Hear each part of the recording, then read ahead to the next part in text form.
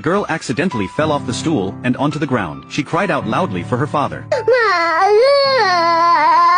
But her father couldn't hear her at all. It was just because the girl's father was a deaf mute. Until 2 hours later, the father finally found his daughter, who was in a coma. He rushed his daughter to the hospital in a panic. But since he couldn't speak and couldn't read either, he didn't know which ward to send his daughter to. The father was so anxious that he was on the verge of crying. With great difficulty, he found a doctor for his daughter. Then the doctor asked him how the child got injured. Mark couldn't speak, so he could only gesture wildly in a flurry. The doctor couldn't understand him and asked Mark to write it down. But Mark couldn't write either.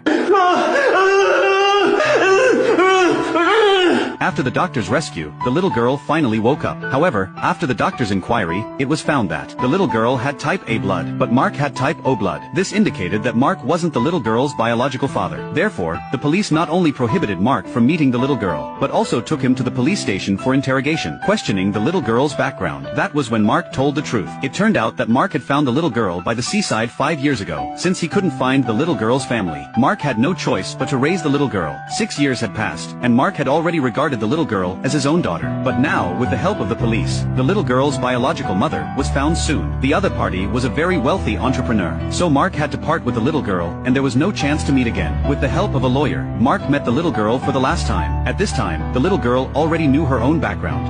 我被妈妈丢掉，你把我叫回来，对吗？就像泰山。